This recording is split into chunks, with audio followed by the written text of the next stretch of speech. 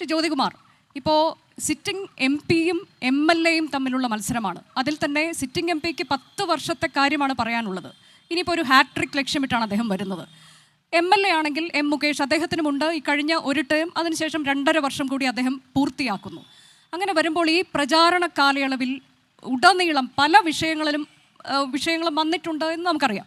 അതിലേറ്റവും പ്രധാനപ്പെട്ട ഒരു വിഷയമായി വന്നിരിക്കുന്നത് വികസനം എന്നുള്ളത് തന്നെയാണ്. താങ്കൾ ഈ പ്രചാരണത്തിന് ചുക്കാൻ പിടിക്കുന്ന ആളാണ്, UDF ജില്ലയിലെ പ്രചാരണ ചുമതലയുള്ള വ്യക്തിയാണ്. ഒട്ടേറെ തെരഞ്ഞെടുപ്പ് ഇത്തരത്തിലേക്കുള്ള ഈ ടെലിവിഷൻ ചാനലിലെ ചർച്ചകളിലും താങ്കൾ പങ്കെടുക്കുന്നുണ്ട്. അപ്പോൾ ഏറ്റവും പ്രധാനമായി ഉയർന്നു വരുന്നത് വികസനം എന്നുള്ളത് തന്നെയാണോ, മണ്ഡലത്തിലെ വികസനം? നോക്കൂ, ഇവിടെ ശ്രീ പ്രേമചന്ദ്രൻ താങ്കൾ സൂചിപ്പിച്ചതുപോലെ അദ്ദേഹം സിറ്റിംഗ് എം പിയാണ്.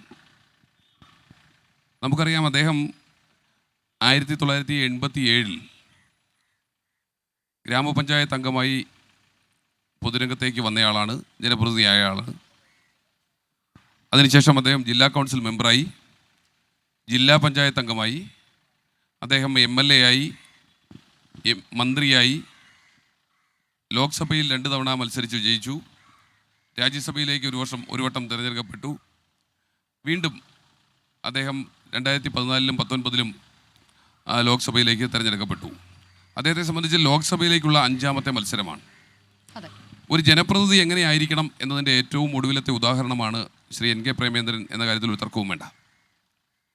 ഒരു ജനപ്രതിനിധിയെ സംബന്ധിച്ച്, പ്രത്യേകിച്ച് ഒരു പാർലമെൻറ്റ് അംഗത്തെ സംബന്ധിച്ച്, കേന്ദ്ര ആവിഷ്കൃത പദ്ധതികൾ തൻ്റെ മണ്ഡലത്തിൽ നടപ്പിലാക്കുന്നതോടൊപ്പം തന്നെ മണ്ഡലവുമായി ബന്ധപ്പെട്ട വികസന കാര്യങ്ങളിൽ ശ്രദ്ധ കേന്ദ്രീകരിക്കുക, ഒപ്പം മണ്ഡലത്തിൽ സജീവമായ സാന്നിധ്യമായി നിൽക്കുക.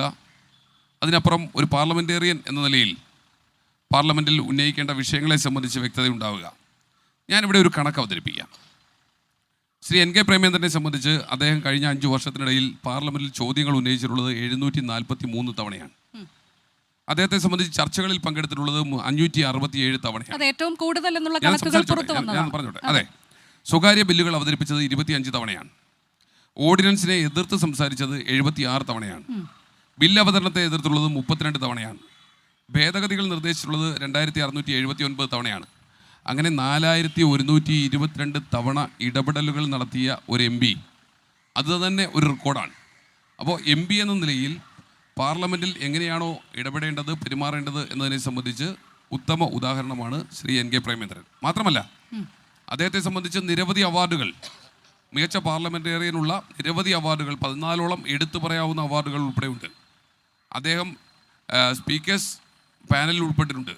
അദ്ദേഹം UN സഭയിൽ പങ്കെടുക്കാൻ അദ്ദേഹത്തിന് അവസരം ലഭിച്ചിട്ടുണ്ട്. നിരവധി ഡെലിഗേഷൻ്റെ ഭാഗമായി അദ്ദേഹത്തിന് പല രാജ്യങ്ങൾ സന്ദർശിക്കാൻ അവസരം ലഭിച്ചിട്ടുണ്ട്. ഇതൊക്കെ ഒരു ഏകാംഗ പാർട്ടിയുടെ പ്രതിനിധി എന്ന നിലയിൽ അദ്ദേഹത്തിന് ലഭിക്കുന്ന ആ അവസരം സ്വാഭാവികമായും അദ്ദേഹത്തിൻ്റെ മികവിൻ്റെ കൂടി അവസരമാണ് എന്ന കാര്യത്തിൽ ഒരു തർക്കവും വേണ്ട. മറ്റൊന്ന്, ഇപ്പോഴത്തുള്ള രാഷ്ട്രീയ സാഹചര്യം. ഈ രാഷ്ട്രീയ സാഹചര്യം ദേശീയ തലത്തിൽ BJPയെ സംബന്ധിച്ച് ഞാൻ പ്രത്യേകമായി എടുത്തു പറയേണ്ടതില്ല. നമുക്ക് എല്ലാവർക്കും അറിയാവുന്നതുപോലെ BJP അധികാരത്തിൽ നിന്ന് മാറി നിൽക്കേണ്ടതിൻ്റെ ആവശ്യകത, ഈ രാജ്യത്ത് ജനാധിപത്യം മടങ്ങി വരേണ്ടതിൻ്റെ ആവശ്യകത, ഈ രാജ്യത്ത് ഏകാധിപത്യത്തിലേക്ക് ഒരു പാർട്ടി നമ്മളെ നയിക്കുന്നതിൽ നിന്നും വിമുക്തമാകേണ്ടതിൻ്റെ ആവശ്യകത ഉൾപ്പെടെയുള്ള ദേശീയ രാഷ്ട്രീയ വിഷയങ്ങൾ ഒരു ഭാഗത്ത്, ഏറ്റവും അവസാനം വന്നു നിൽക്കുന്ന ഇലക്ട്രൽ ബോണ്ട് ഉൾപ്പെടെയുള്ള വിഷയങ്ങൾ ഒരു ഭാഗത്ത്, മറുഭാഗത്ത് ഈ സംസ്ഥാനത്തിൻ്റെ സാമ്പത്തിക സ്ഥിതി ഉൾപ്പെടെയുള്ള ഇടതുപക്ഷത്തിൻ്റെ സർക്കാർ കഴിഞ്ഞ 8 വർഷമായി അധികാരത്തിൽ നിൽക്കുമ്പോൾ സംസ്ഥാനത്തുണ്ടായിരിക്കുന്ന സാമ്പത്തിക പ്രതിസന്ധി ഉൾപ്പെടെ, അക്രമരാഷ്ട്രീയം ഉൾപ്പെടെയുള്ള വിഷയങ്ങൾ നമ്മൾ ചർച്ച ചെയ്യപ്പെടുന്നു. ഇവിടെ വികസനം, ആ വികസനത്തെക്കുറിച്ച് പറയാനാണെങ്കിൽ ഞങ്ങൾക്ക് ഒത്തിരിയുണ്ട്. ഞങ്ങളെ സംബന്ധിച്ച് ഈ നിയോജക മണ്ഡലത്തിൽ 11,188 കോടി രൂപയുടെ വികസന പ്രവർത്തനങ്ങൾ നടത്തിയിട്ടുള്ള ഒരു MP യാണ് ശ്രീ NK പ്രേമചന്ദ്രൻ. അദ്ദേഹം അത് അക്കമിട്ട് നിരത്തിയിട്ടുണ്ട്. ആ അക്കമിട്ട് നിരത്തിയതിനെ സംബന്ധിച്ച് അതിൻ്റെ ആ പുസ്തക പ്രകാശനം തന്നെ നടത്തിയിട്ടുള്ളത്. പുസ്തക പ്രകാശനം എന്ന് പറയുമ്പോൾ അദ്ദേഹത്തിൻ്റെ വികസന രേഖ 24x7 എന്ന് പറയുന്ന വികസന രേഖ തന്നെ 10-70 പേജുള്ള വികസന രേഖ പ്രസിദ്ധീകരിച്ചത് തന്നെ പ്രകാശനം ചെയ്തത് സംസ്ഥാനത്തിൻ്റെ പ്രതിപക്ഷ നേതാവ് ശ്രീ VD സതീശനാണ്. അത് പ്രസിദ്ധീകരിച്ചിട്ട് ഏകദേശം 10 ദിവസമായി. BJPയുടെ ഭാഗത്തു നിന്നോ LDFിൻ്റെ ഭാഗത്തു നിന്നോ 10 വർഷത്തെയാണോ അതോ 5 വർഷത്തെ ആ വികസന രേഖയുമായി ബന്ധപ്പെട്ട് ഒരു വിമർശനം പോലും അദ്ദേഹം അക്കമിട്ട് നിരത്തിയിട്ടുള്ള കണക്കുകളെ സംബന്ധിച്ച് LDFിനോ BJPക്കോ ഒരു വിമർശനം പോലും ഉന്നയിക്കുവാൻ ഇതുവരെ കഴിഞ്ഞിട്ടില്ല. അതിലെ വസ്തുതകളെ അവർക്ക് തെറ്റാണെന്ന് ചൂണ്ടിക്കാണിക്കുവാൻ കഴിഞ്ഞിട്ടില്ല. അപ്പോൾ MP എന്ന നിലയിൽ ശ്രീ NK പ്രേമചന്ദ്രൻ്റെ നേട്ടം ഒരു ഭാഗത്ത്, ശരി, മറുഭാഗത്ത് സ്വാഭാവികമായി താങ്കൾ സൂചിപ്പിച്ചതുപോലെ ഒരു MLA ആണ് മത്സരിക്കുന്നത്. നമുക്ക് സംവദിക്കാം, തയ്യാറാണ്. UDFിന്റെ സ്ഥാനാർത്ഥി ശ്രീ NK പ്രേമചന്ദ്രൻ തന്നെ അദ്ദേഹം സ്ഥാനാർത്ഥിയായി കഴിഞ്ഞ് തൊട്ടുപിറകെ LDFിന്റെ സ്ഥാനാർത്ഥി ശ്രീ M മുകേഷ് ആയപ്പോൾ മുകേഷ് 8 വർഷമായി ഈ നിയോജകമണ്ഡലത്തിൽ നടത്തിയിട്ടുള്ള വികസന പ്രവർത്തനങ്ങൾ, കൊല്ലം അസംബ്ലി മണ്ഡലത്തിൽ നടത്തിയ വികസന പ്രവർത്തനത്തെ സംബന്ധിച്ചും UDF സ്ഥാനാർത്ഥിയായ ശ്രീ NK പ്രേമചന്ദ്രൻ ഈ പാർലമെന്റ് മണ്ഡലത്തിൽ നടത്തിയുള്ള വികസന പ്രവർത്തനത്തെ സംബന്ധിച്ചും ഒരു ഓപ്പൺ ഡിബേറ്റിന് ക്ഷണിച്ചത് ശ്രീ NK പ്രേമചന്ദ്രൻ തന്നെയാണ്. ശ്രീ മുകേഷിന്റെ സൗകര്യാർത്ഥം അദ്ദേഹം പറയുന്ന സ്ഥലത്തും സമയത്തും ഏത് തരത്തിലുള്ള സംവാദത്തിനും ഞാൻ തയ്യാറാണ്. മണ്ഡലത്തിലെ വികസന നേട്ടങ്ങളുമായി ജനപ്രതിനിധികൾ എങ്ങനെയായിരിക്കണം എന്നതിനെ സംബന്ധിച്ച്, ജനപ്രതിനിധികളുടെ കഴിവുകളെ സംബന്ധിച്ച്, അല്ലെങ്കിൽ അവർ നടത്തിയിട്ടുള്ള വികസന കാര്യങ്ങളെ സംബന്ധിച്ച്, അവർ നടത്തിയിട്ടുള്ള ഇടപെടലുകളെ സംബന്ധിച്ച് ചർച്ച നടത്താൻ തയ്യാറാണെന്ന് പറഞ്ഞിട്ട് ഇന്ന് വരെ ഓടി ഒളിച്ച ചരിത്രം മാത്രമാണ് ശ്രീ M മുകേഷിനുള്ളത്.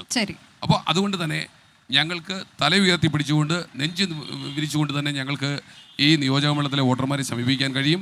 ഞങ്ങളുടെ മുമ്പിലുള്ളത് കേന്ദ്ര സംസ്ഥാന സർക്കാരുകളുടെ ദുഷ്ചെയ്തികൾ ഒരു ഭാഗത്ത്, മറുഭാഗത്ത് ഞങ്ങളെ സംബന്ധിച്ച് MP എന്ന നിലയിൽ ശ്രീ NK പ്രേമചന്ദ്രൻ്റെ വികസന നേട്ടങ്ങൾ, അദ്ദേഹം പാർലമെന്റിൽ നടത്തിയുള്ള ഇടപെടലുകൾ, അദ്ദേഹം കേന്ദ്രാവിഷ്കൃത പദ്ധതികൾ കൊണ്ടുവരുന്ന കാര്യത്തിൽ അദ്ദേഹത്തിൻ്റെ ഇടപെടലുകൾ, അതിനപ്പുറം ഒരു ജനപ്രതിനിധി എന്ന നിലയിൽ അദ്ദേഹത്തിൻ്റെ അവൈലബിലിറ്റി, ഇത്രയും കാര്യങ്ങളെ സംബന്ധിച്ച് ഞങ്ങൾക്ക് ഉത്തമ ബോധ്യമുണ്ട്. ശ്രീ MA ബേബിക്ക് കഴിയാത്തത്, ശ്രീ KN ബാലഗോപാലിന് കഴിയാത്തത് മുകേഷിന് കഴിയില്ല എന്ന് മാത്രമല്ല, ഞങ്ങളുടെ ഭൂരിപക്ഷം 2 ലക്ഷം കടക്കും എന്ന കാര്യത്തിൽ ഞങ്ങൾക്ക് യാതൊരു സംശയവും. അതാണ് ആത്മവിശ്വാസം. ഇപ്പോൾ നമുക്കൊപ്പം ഈ ചർച്ചയിൽ ശ്രീ ഗോപകുമാർ NTയുടെ പ്രതിനിധി കൂടി പങ്കെടുക്കാൻ എത്തിയിട്ടുണ്ട്. സ്വാഗതം സർ. അപ്പോൾ പറഞ്ഞത് കേട്ടല്ലോ, ഏറ്റവും ഒടുവിൽ അദ്ദേഹം അത് സംക്ഷിപ്ത രൂപത്തിൽ പറയുകയും ചെയ്തു. എന്തൊക്കെയാണ് തങ്ങളുടെ സ്ഥാനാർത്ഥിയുടെ മികവ് എന്ന തരത്തിലേക്ക് വികസനമുണ്ട്, കേന്ദ്ര സംസ്ഥാന സർക്കാരുകൾക്കെതിരായ ഭരണവിരുദ്ധ വികാരം, ഒപ്പം തന്നെ പാർലമെന്റിൽ എന്തെല്ലാം തരത്തിലൂടെ ഇടപെടൽ നടത്തി മികച്ച പാർലമെന്റേറിയൻ എന്ന കാര്യത്തിൽ താങ്കൾക്കും തർക്കമുണ്ടാകില്ല എന്ന് എനിക്ക് കരുതാം.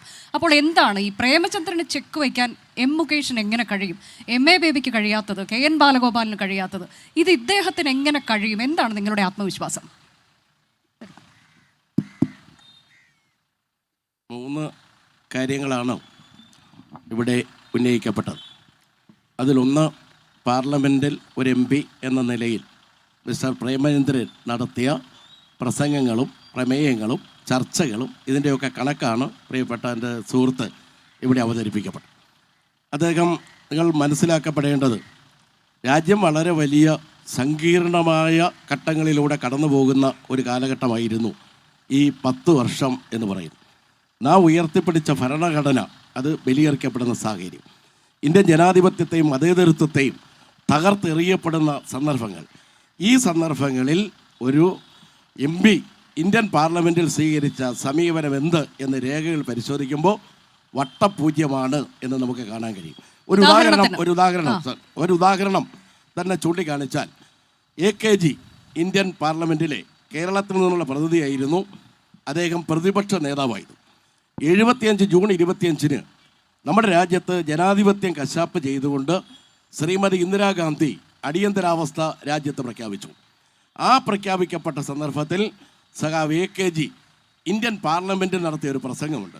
ഒരു പെൺ ഹിറ്റ്ലർ ഇന്ത്യയിൽ ജനിച്ചിരിക്കുന്നു, ജനാധിപത്യം കുരുതി ചെയ്യപ്പെട്ടിരിക്കുന്നു, ആ ജനാധിപത്യം വീണ്ടെടുക്കാൻ ഇന്ത്യയിലെ ജനകോടികൾ ഒന്നിക്കണം എന്ന് AKG നടത്തിയ പ്രസംഗമാണ് ഇന്ത്യയിലൊരു ബദൽ രൂപപ്പെടുന്നതിനും അടുത്ത തെരഞ്ഞെടുപ്പിൽ ഇന്ദിരാഗാന്ധി റായ്ബറേലി തോക്കുന്നതിനും രാജ്നാരായണ ജയിക്കുന്നതിനും ഒരു മതേതര ജനാധിപത്യ മുന്നണി രാജ്യത്ത് രൂപം കൊള്ളുന്നതിനും ഇടവരുത്തിയ സാഹചര്യം സൃഷ്ടിക്കപ്പെട്ടിട്ട് എന്നതിനെ സംബന്ധിച്ച് പാർലമെൻറ്റിലെ ജനാധിപത്യത്തിലെ പാർലമെൻറ്റ് നടത്തിയ പ്രസംഗങ്ങളുടെ രേഖകൾ പരിശോധിക്കപ്പെട്ടാൽ നമുക്ക് കാണാൻ കഴിയും.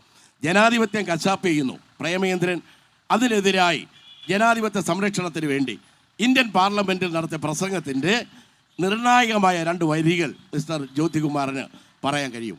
മതേതരത്വത്തെ പിച്ചു ചിന്തുന്നു, മതന്യൂനപക്ഷങ്ങൾ നമ്മുടെ രാജ്യത്ത് കശാപ്പ് ചെയ്യപ്പെടുന്നു. ലോകം മുഴുവൻ ഇന്ത്യയിൽ നടക്കുന്ന ന്യൂനപക്ഷ വേട്ടയെ സംബന്ധിച്ച് ചൂണ്ടിക്കാണിച്ചുകൊണ്ട് ലോകത്ത് നടക്കുന്ന ന്യൂനപക്ഷ വേട്ടകളിൽ ഏറ്റവും കൂടുതൽ ഇന്ത്യയിലാണ് എന്ന് പറയുമ്പോൾ പ്രേമചന്ദ്രൻ അതിനെക്കുറിച്ച് നടത്തിയ പ്രതികരണങ്ങൾ എന്ത്?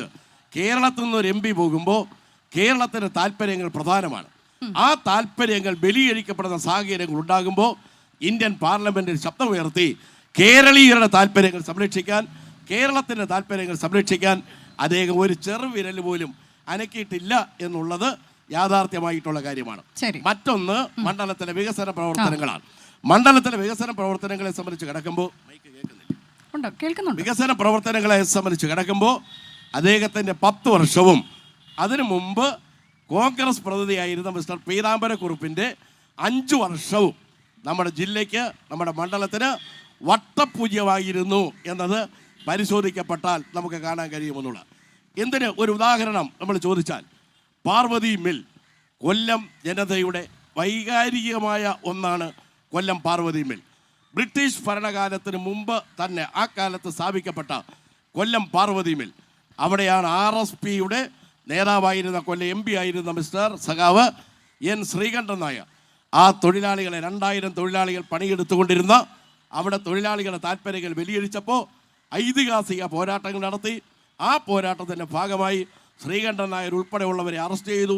നിരവധി ആളുകൾക്ക് ഭീകരമായ മർദ്ദനങ്ങളേറ്റു.